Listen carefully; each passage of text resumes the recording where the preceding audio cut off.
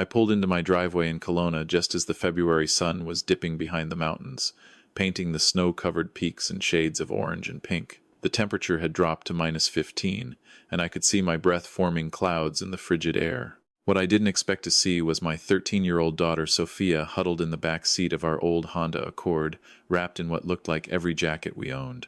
My heart stopped. I killed the engine and practically threw myself out of the truck, my boots crunching through the ice as I yanked open the car door.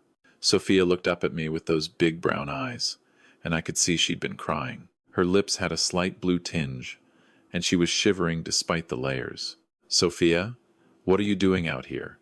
How long have you been in the car?" She didn't answer right away, just looked at me with this expression I couldn't quite read. Not scared, exactly, more like resigned, like she'd been expecting this but hoping it wouldn't come. 3 days, Dad," she finally whispered. 3 days. My daughter had been sleeping in a freezing car for 3 days, and I hadn't known. I'd been in Calgary for a work conference, trusting that she was safe at home with my wife Rebecca and her mother Patricia. The conference had run longer than expected, and I'd been calling home every night. Rebecca always answered, always said everything was fine. Sophia was doing her homework, eating well, getting ready for bed. All lies. "Where's your stepmom? Where's Patricia?" I asked, though something dark was already churning in my gut. Sophia handed me a folded piece of paper. Her hands were shaking, whether from cold or emotion, I couldn't tell, probably both. The note was in Rebecca's handwriting, taped to our front door, where I hadn't noticed it in my rush to check on the car. "Marcus, Patricia and I have gone to Vancouver for the week. We need time away from the stress. Sophia knows what she did. She can stay outside and think about her behavior until you get back. Maybe you'll finally see what a burden your daughter has become. Don't bother calling. We've turned off our phones. Deal with your problem, child. I read it 3 times. Each time, my anger grew hotter, even as the winter air grew colder. "What did you do?" I asked Sophia gently, already knowing in my bones that whatever Rebecca claimed, it was a lie. "I asked if I could go to Emily's birthday party," Sophia said quietly. "Rebecca said no because she and Grandma Patricia needed the car that day. I said that was okay. Emily's mom could pick me up. Then Rebecca got really mad and said I was being ungrateful and spoiled. She said I always wanted things and never appreciated what I had. She told me to go sit in the car and think about my attitude. My jaw clenched so hard I thought my teeth might crack." "That was 3 days ago?" Sophia nodded. "Mrs. Chen from next door brought me sandwiches and a thermos of hot chocolate twice a day. She wanted to call you, but I begged her not to. I thought if Rebecca came back and found out Mrs. Chen interfered, she'd get even angrier. Mrs. Chen said if you weren't home by tomorrow, she was calling the police no matter what I said. Thank God for Mrs. Chen. I made a mental note to properly thank her, something my analysis of situations like this suggested was often overlooked but deeply important. "Come on, sweetheart, let's get you inside and warmed up." I helped Sophia out of the car, and she practically collapsed against me. I half carried her to the front door, my mind racing. How had I married someone capable of this? How had I been so blind? Inside, the house was exactly as Rebecca had left it. Dishes in the sink, Sophia's school bag dumped by the door. The thermostat had been turned down to 16 degrees, probably to save money while they were gone, with no thought to the fact that my daughter might need to come inside.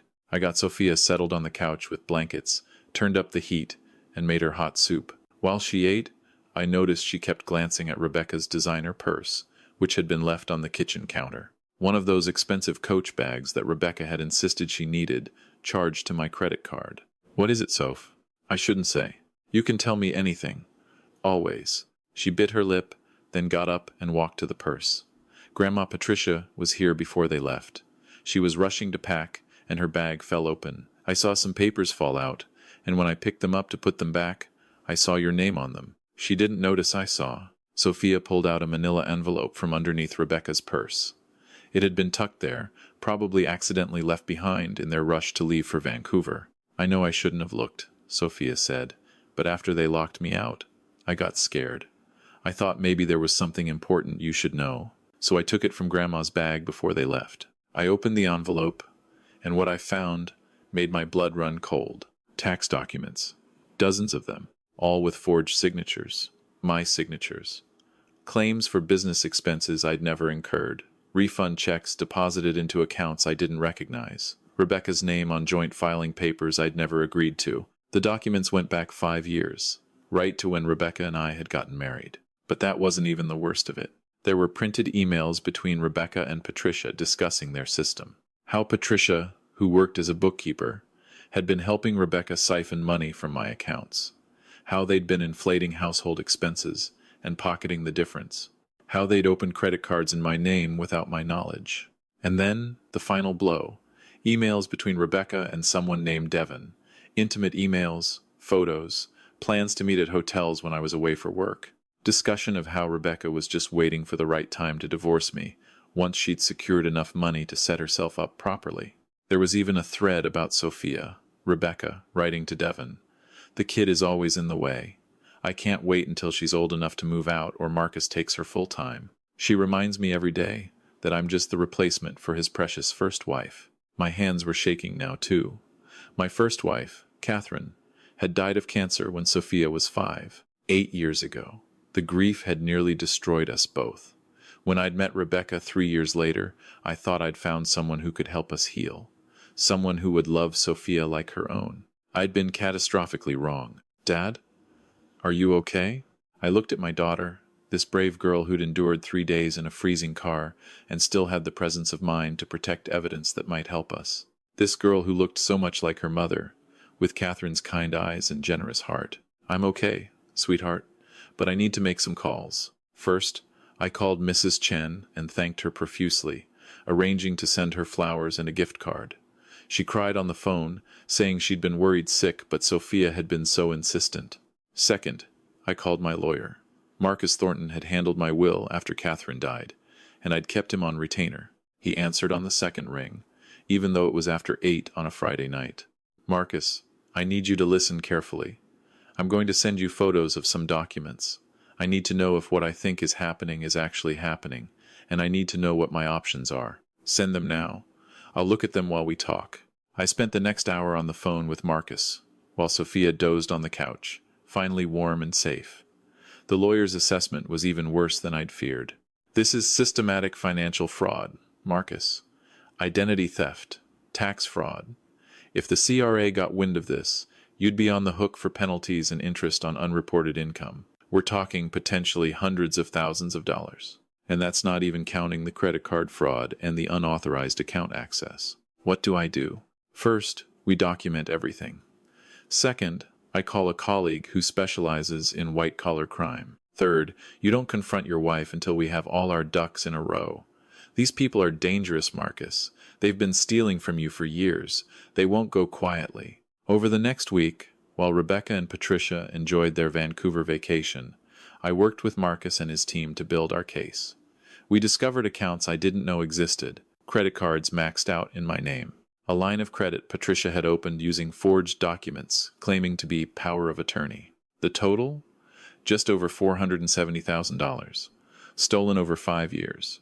We also hired a private investigator to document Rebecca's affair with Devon. Turns out Devon was Patricia's nephew, which added another layer of betrayal. The whole family had been in on it. On the day Rebecca and Patricia were scheduled to return, I picked Sophia up from school myself. She'd been staying with my sister Emma for the week while I got everything in order. Emma had a daughter Sophia's age, and the two girls were close. It had been good for Sophia to be around family who actually cared about her. Is it happening today? Sophia asked as we drove home. Yes. Are you sure you're okay with this? You can stay at Aunt Emma's if you'd rather not be there. No, Sophia said firmly. I want to see it. I want to see them face what they did. I'd raised a strong girl. Catherine would have been proud. When we got home, there were 2 RCMP vehicles parked in front of our house, along with Marcus's BMW. Rebecca's Mercedes was already in the driveway. They'd gotten back early.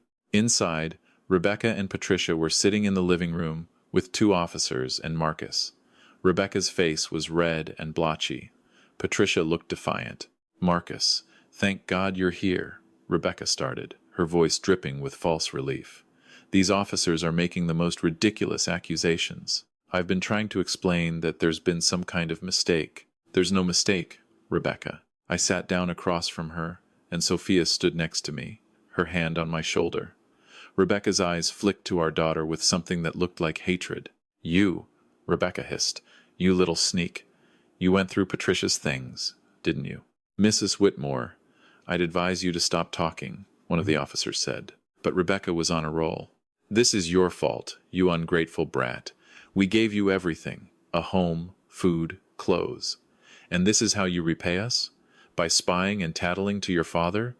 You locked her outside in -15-degree weather for 3 days," I said, my voice deadly calm. "She's 13 years old. You left her to freeze while you went on vacation. That's called child endangerment. That's called criminal negligence. She was being punished for being disrespectful." "There's no punishment that justifies what you did," Marcus Thornton interjected. "And that's not even why we're here today. Mrs. Whitmore, Mrs. Chen, you're both being arrested for fraud, identity theft, and tax evasion." The color drained from Patricia's face. Rebecca's mouth opened and closed like a fish. "That's ridiculous. You can't prove anything." "Actually," I said, pulling out copies of all the documents Sophia had found, plus everything my team had uncovered over the past week, "we can prove everything. 5 years of systematic theft, $470,000, all documented, all traceable." The officers stood up. "Rebecca Whitmore, Patricia Chen, you're under arrest." As they read them their rights and put on the handcuffs, Rebecca turned to me with pure venom in her eyes. "You'll never prove I didn't have permission. We're married. What's yours is mine. Not when it's obtained through fraud and forgery," Marcus said.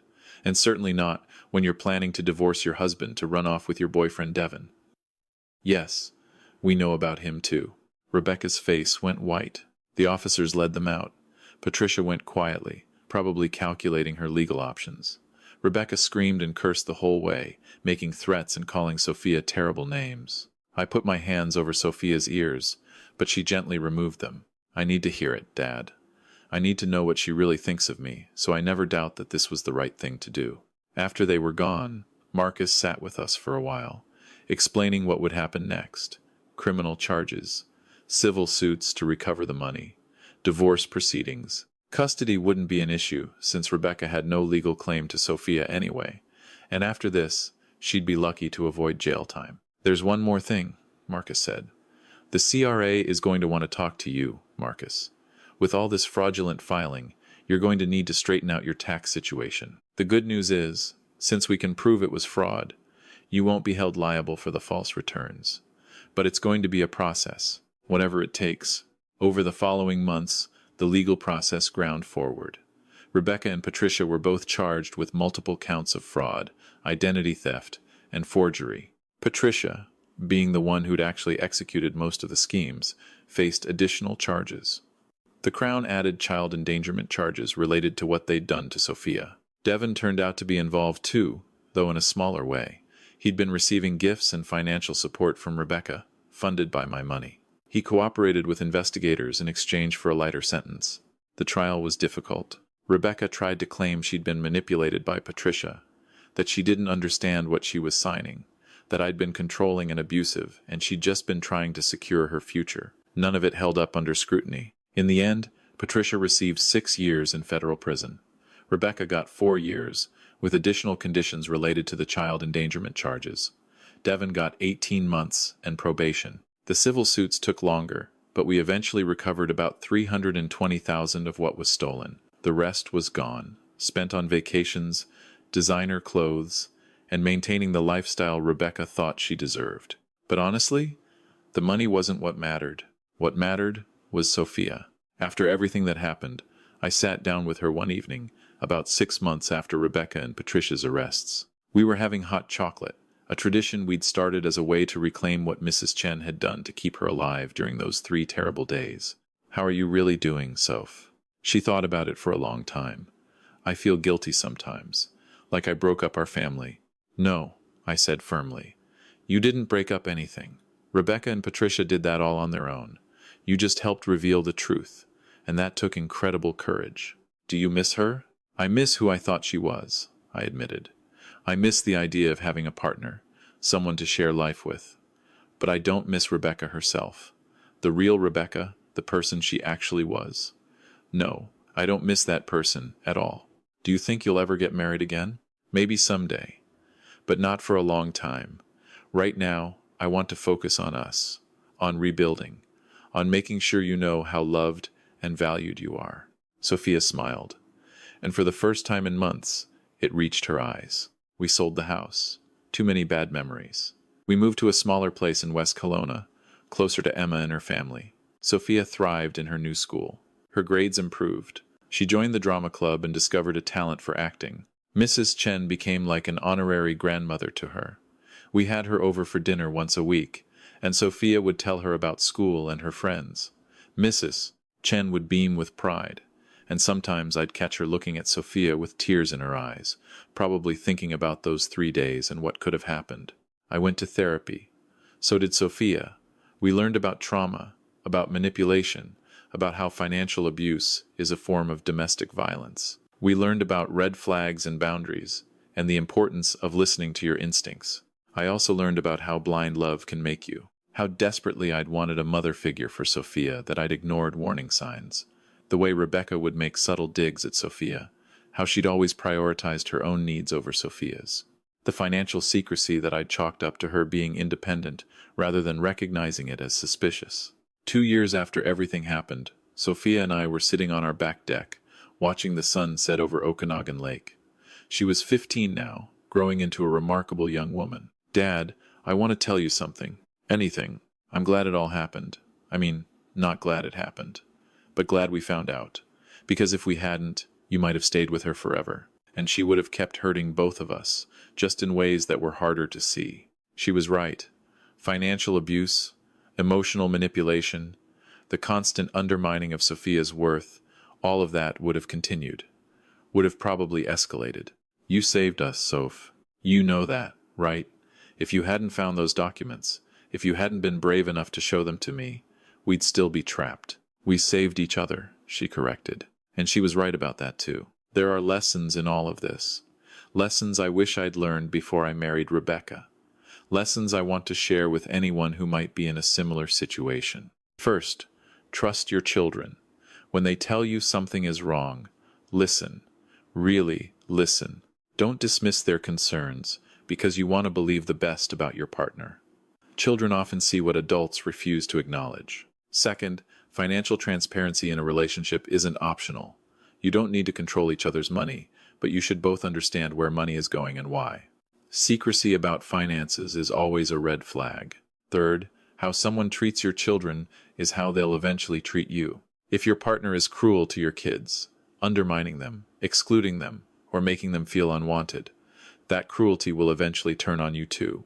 It's just a matter of time. Fourth, abuse isn't always physical. Financial abuse, emotional abuse, psychological manipulation, these are all real and devastating. And they're often harder to identify because there are no visible bruises. Fifth, document everything. If you suspect fraud or abuse, keep records. Take photos, save emails, create a paper trail. In situations like mine, documentation was everything. Without those documents, Sophia found, proving what Rebecca and Patricia had done would have been nearly impossible. Sixth, don't be ashamed to ask for help. I could have involved Mrs. Chen sooner. I could have trusted my instincts when small things didn't add up. Pride and embarrassment keep us trapped in bad situations far longer than necessary. And finally, healing is possible. It takes time, and it takes work, but you can recover from betrayal. You can rebuild trust. You can create a life that's better than what you lost. Sophia is 17 now. She's applying to universities, thinking about studying law. She says she wants to help people who've been taken advantage of, especially kids who don't have someone fighting for them the way I fought for her. I couldn't be more proud. We still have hot chocolate together every Friday night. We still thank Mrs. Chen regularly for what she did, though she always waves us off and says she was just being a decent human being. And sometimes, when I'm tucking her in at night, yes, even at 17, she still lets me do this occasionally. I think about those 3 days she spent in that freezing car. How different things could have been if she hadn't been strong enough to survive. If she hadn't been smart enough to grab that envelope. If she hadn't been brave enough to trust me with the truth. My daughter saved both of us, And every day, I try to be worthy of that gift. The legal system worked, eventually. The criminals were punished. The money was mostly recovered. But the real victory wasn't in the courtroom. It was in the quiet moments. Sophia, laughing with her cousins. Her confidence, growing day by day. The way she no longer flinched when someone raised their voice or walked into a room. That's what justice really looks like. Not revenge, but recovery. Not punishment, but protection. Not winning, but healing. If you're reading this and you see yourself in my story, please know you're not alone. You're not crazy. You're not overreacting. Trust what you see. Trust what you feel.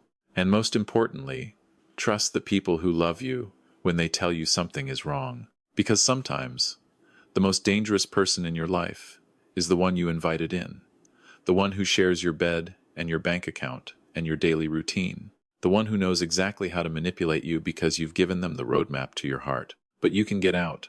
You can survive. And with time and support and determination, you can thrive. Sophia and I are living proof of that.